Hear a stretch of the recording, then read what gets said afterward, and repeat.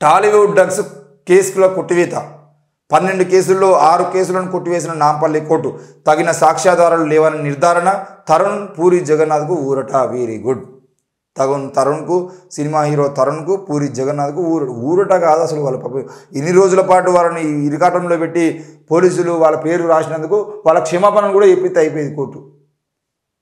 తెలుగు రాష్ట్రాల్లో సంచలనం సృష్టించిన టాలీవుడ్ డ్రగ్స్ కేసులో కీలక మలుపు చోటు చేసుకుంది 2018లో నమోదైన కేసులను నాంపల్లి కోర్టు కొట్టివేసింది తెలుగు సినీ పరిశ్రమలో డ్రగ్స్ వ్యవహారంపై రాష్ట్ర ప్రభుత్వం ప్రత్యేక దర్యాప్తు బృందం సిట్ను ఏర్పాటు చేసింది మొత్తం 12 కేసులు నమోదు చేసి సిట్ 8 కేసుల్లో ఛార్జ్షీట్ దాఖలు చేసింది వీటిలో 6 కేసులకు సంబంధించిన సరైన ఆధారాలు లేకపోవడంతో నాంపల్లి కోర్టు కొట్టివేసింది డ్రగ్స్ కేసులో పాటించాల్సిన ప్రొసీజర్ పాటించలేదని 6 కేసుల్లో ఎలాంటి సాక్ష్యాలు ఆధారాలు లేవని కోర్టు స్పష్టం చేసింది కాగా ఈ కేసులకు సంబంధించి నెలల తరబడి టాలీవుడ్ నటులను ఎక్సైజ్ అధికారులు విచారించిన విషయం తెలిసిందే ఈ కేసు కొట్టివేతతో సినీ ప్రముఖులు తరుణ్ జగన్నాథ్ పూరి జగన్నాథ్ ఊరట లభించింది మొత్తానికైతే ఆ 12 కేసులు మొత్తం కొట్టేస్తే అయిపోయేది అసలు వీళ్ళ దగ్గర ఆధారాలు ఉండయి ఎవరి దగ్గర ఏ విషయంలో ఆధారాలు పకడ్బందీగా ఉంటాయంటే ఎవరన్నా దళితులో పేదలో నిరుపేదలో ఎవరన్నా ఒకరు డ్రగ్స్ కేసులో దొరికితే ఆ విషయంలో ఎంత మోతాదులో అంటే డ్రగ్స్ వాళ్ళ దగ్గర ఉండనో అంత మోతాదులో ఉంటుంది 40 కోట్ల రూపాయల డ్రగ్స్ పట్టుకున్నా 100 కోట్ల రూపాయల డ్రగ్స్ పట్టుకున్నా ఈ సినిమా హీరోల పేర్లు బయటకు వచ్చినాయి సినిమా హీరోలు డ్రగ్స్ తీసుకోవట్లేదు అంటే క్లియర్గా ఈ రోజు ఉన్నటువంటి సినిమా ఇండస్ట్రీలో సగానికి పైగా అవసరమైతే 90% మంది డ్రగ్స్కి అలవాటు పడిన వాళ్ళే మరి డ్రగ్స్ కేసులో వాళ్ళు ఎందుకు దొరకరంటే వాళ్ళకి అవసరం ఉన్నప్పుడు పలానా వ్యక్తిని రమ్మంటారు డ్రగ్స్ తీసుకుంటారు పొమ్మంటారు వీడు ఎక్కడ దొరుకుతాడు అవసరమైతే మరి డ్రగ్స్ వానికి ఏమైనా టెస్ట్ చేసి డ్రగ్స్ తీసుకున్నాడా లేదా అని టెస్ట్ చేసేదంటే అవును తీసుకున్న రిపోర్ట్ వచ్చినా కూడా వాడు ఏమంటాడు నాకేం తెలియదు సినిమా షూటింగ్ అయినా అక్కడ డ్రగ్స్ తీసుకున్నారు డ్రగ్స్ ఇచ్చారు అసలు డ్రగ్స్ని ఎట్లా తీసుకున్నా నాకు తెలియదు నా శరీరంలోకి ఎట్లా వచ్చిందో నాకు తెలియదు అని చెప్పేసి కోర్టు ముందు దండం పెడితే ఈయనకేం సంబంధం లేదు వట్టిగా మీకు కేసు నమోదు చేసిరని చెప్పేసి ఆ కేసును కొట్టేసిన పరిస్థితి మన తెలంగాణ రాష్ట్రంలో ఉంటుంది దేశవ్యాప్తంగా ఉంటుంది ఈరోజు డ్రగ్స్ కేసులో 6 కేసులను కొట్టివేసేవారంటే మరి అంత నీచంగా ఈ పోలీసు వ్యవస్థ ఎందుకు కేసులు నమోదు చేసింది ఆనాడు సిట్ ఏర్పాటు చేశారు డ్రగ్స్కు సంబంధించిన విషయం పెద్ద వైరల్గా చేశారు ఆ వైరల్లో ఏ సినిమా హీరోయిన్ ఉంది ఆ సినిమా హీరోయిన్కి ఎవరెవరికి సంబంధాలు ఉన్నాయి ఆ సినిమా హీరోయిన్ ఎవరు అనే విషయంలో కూడా అన్ని ప్రధాన పత్రికలు దాన్నే టార్గెట్ చేస్తున్నాయి మరి ఈరోజు కేసులు కొట్టివేసిన పరిస్థితి ఎందుకు వచ్చింది అంటే ఈ తెలంగాణ రాష్ట్రంలో ఉన్నటువంటి ఐఏఎస్ ఐపీఎస్ అధికారులు కూడా ఈరోజు ఏ రకంగా కేసు నమోదు చేయాలి ఆ విషయంలో ఏ రకంగా ఇంప్లిమెంట్ చేయాలి ఆ కోర్టుకు పోయేటప్పుడు ఏ ప్రొసీజర్ ఉండాలనే విషయం తెలియకుండానే కేసులు నమోదు చేస్తున్నారా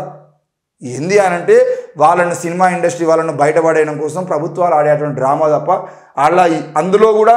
సినిమా ఇండస్ట్రీ వాళ్ళని తప్పించడం కోసం అవసరమైతే ఐపీఎస్ అధికారులను కూడా బలి చేసే ప్రయత్నం వీళ్ళు చేశారు తప్ప వేరే ఆలోచన ఏమీ లేదు లఖ్పతి దీదీ పథకంలోకి మరో 1 కోటి మంది మహిళలు గతంలో ఈ సంఖ్య 2 కోట్లు ఉడాన్ పథకం కింద 2-3 తరగతి నగరాలకు కొత్త విమాన సర్వీసులు 40,000 సాధారణ రైలు బోగీలు వందే భారత్ ప్రమాణాలకు అనుగుణంగా అభివృద్ధి చేస్తాం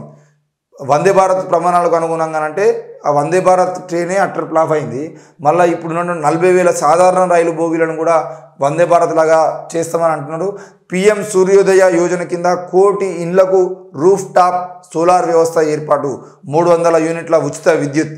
ప్రత్యక్ష పనులకు సంబంధించి 2009-10 మధ్య జారీ చేసిన ₹25,000 వరకు డిమాండ్ నోటీసుల ఉపసంహరణ 2014-15 ఆర్థిక సంవత్సరాల మధ్య ₹10,000 వరకు జారీ అయిన డిమాండ్ నోటీసుల రద్దు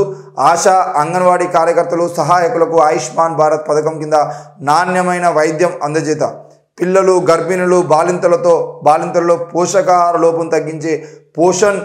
2.0 కార్యక్రమాలు మరింత బలోపేతం 9 నుండి 18 ఏళ్ల బాలికలకు సర్వైకల్ క్యాన్సర్ రాకుండా టీకాలు PM ఆవాస్ యోజన కింద వచ్చే 5 ఏళ్లలో మరో 2 కోట్ల ఇండ్ల నిర్మాణం మధ్యతరగతి వారికి ఇండ్ల కొనుగోలు సొంతింటి నిర్మాణానికి ప్రోత్సాహం అందించే హౌసింగ్ ఫర్ మిడిల్ క్లాస్ మొత్తానికైతే 2 కోట్ల ఇండ్లు ఇస్తాము ఒక్కొక్క ఇంటి మీద PM సూర్యోదయ యోజన కింద 1 కోటి ఇండ్ల మీద సన్ రూఫ్ అంటే రూఫ్ టాప్ సోలార్ వ్యవస్థను నిర్మిస్తామని చెప్పేసి చెప్తా ఉన్నారు మరి ఇంత చెప్తామని నేను అనుకున్నటువంటి నరేంద్ర మోడీ ఈ దేశంలో ఎందుకు జీవితాలు బాగుపడే విధంగా పథకాలు తీసుకురావట్లేదు మొత్తం ఈరోజు PM సూర్యోదయ యోజన కింద 1 కోటి ఇండ్లకు రూఫ్ టాప్ ఇచ్చేంటే ఆ సోలార్ కంపెనీ ఏదైతుందో ఆ సోలార్ కంపెనీ అదాని కంపెనీకి ఇప్పుడు దాదాపు 300 యూనిట్ల ఉచిత విద్యుత్కు సంబంధించిన విషయంలో ఆల్రెడీ 200 యూనిట్లు రాష్ట్ర ప్రభుత్వాలు ఫ్రీ ఇస్తా అంటున్నాయి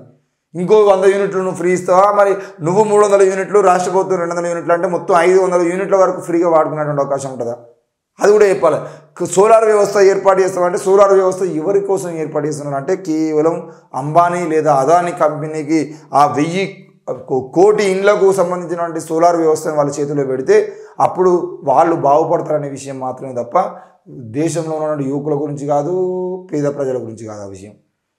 మొత్తం ఇక 2 కోట్ల ఇండ్ల నిర్మాణం చేస్తారట. పిఎం ఆవాస్ యోజన కింద వచ్చే 5 ఏళ్లలో 2 కోట్ల ఇండ్ల నిర్మాణం చేస్తారంటే ఈ 10 ఏళ్లలో ఎన్ని కోట్ల నిర్మాణం చేశారు? ఇంకా 2 కోట్ల అంటే ఇప్పటికీ 2 కోట్ల మంది ఈ దేశంలో 2 కోట్ల మంది ఇల్లు లేనటువంటి వాళ్ళు ఉండేది ఉంటే మరి నరేంద్ర మోడీ ఏం చేస్తాడు? 2 కోట్ల మంది కాదు 20 కోట్ల మంది కూడా ఇప్పుడు ఇండ్లు లేనటువంటి పరిస్థితి ఉంది. మరి వాళ్ళందరి గురించి ఎన్ని రోజులు ఆలోచించకుండా ఇప్పుడు లోక్సభ ఎన్నికలు కాబట్టి 2 కోట్ల ఇండ్లు ఇస్తామని చెప్పేసి మాట్లాడుతున్నారు తప్ప అందులో ఏం లేదు. ఈ అంటే మొత్తానికైతే ప్రగతికి సంబంధించిన విషయంలో ముందుకు తీసుకుపోయేటువంటి ప్రణాళిక కాకుండా కేవలం అంబానీ అదానికి సంబంధించిన విషయంలో అది ముందుకు పోతుంది తప్పించి వేరే ఏది నిన్న బడ్జెట్ కేటాయింపులు ఎక్కడ కూడా ఒకవేళ లెక్కలేసుకొని కూర్చున్నా కూడా దాదాపుగా 50% నుండి 70% పైసలు మొత్తం ప్రైవేటు వ్యక్తుల చేతిలో పోవడానికి మాత్రమే ఈ పథకాలు తీసుకుంటున్నారు వీళ్ళు. అది రాష్ట్ర బడ్జెట్కి ఇచ్చేటువంటి బడ్జెట్లో కూడా ఏ బడ్జెట్ను దేనికోసం ఖర్చు చేయాలనే కూడా వాళ్ళు ముందే ప్లాన్ చేసుకున్నారు. అది మనం ఇప్పుడు చెప్పేది అంటే చాలామంది నమ్ముతలేరు, కానీ తర్వాత మాత్రం అదే జరుగుతుంది. అంబానీ అదానీలు బాగుపడడం కోసమే ఆ పథకాలు తీసుకొచ్చిన విషయం తర్వాత మనకు అర్థమవుతుంది.